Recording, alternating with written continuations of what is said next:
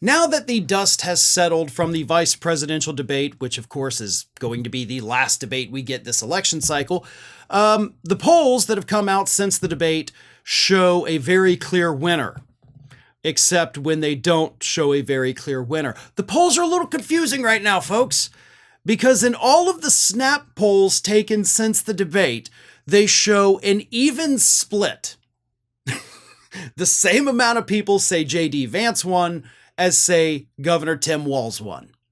So nobody emerged as the winner, except that Tim Walz actually did emerge as the winner. It sounds crazy, right? But that's the way these polls break down, because most people are only looking at the polls like that top line number, who won the debate. Was it Vance or was it Walz? And everybody's split on that. And honestly, I was too. I'm not going to lie. I know that Vance lied his face off, but I'm trying to look at it through a lens of somebody who doesn't know anything about politics. And those people watching that debate who don't know that the lies are coming nonstop from Vance probably look at it and say, yeah, it's about even.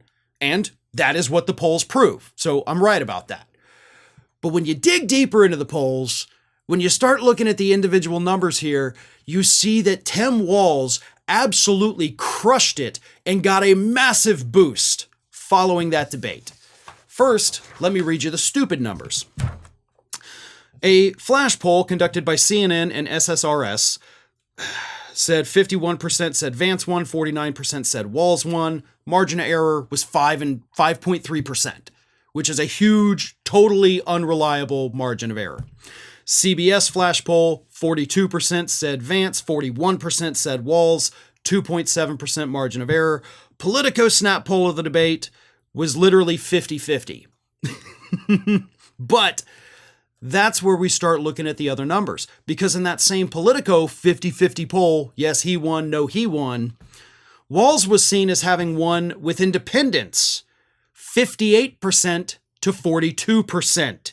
He was also preferred as vice president by 44% of independents, with 36% choosing Vance. So when you strip away the partisan numbers, because Democrats are going to say Walz won, Republicans are going to say Vance won. When you get rid of that and get down to the people who don't know who they're going to vote for, they overwhelmingly, by huge majorities, pick Walz. That's the important number. That's the bump. But in that CNN poll I mentioned, they go deeper. The Minnesota governor saw a 23-point boost in his favorability ratings, going up from plus 14 to plus 37. Meanwhile, J.D. Vance actually did see a 19-point boost in his favorability, going from negative 22 to negative 3. So Vance's approval rating did improve, but it's still underwater. Meanwhile, Tim Walz has a plus 37% favorability rating. He is literally the most popular person in the race right now.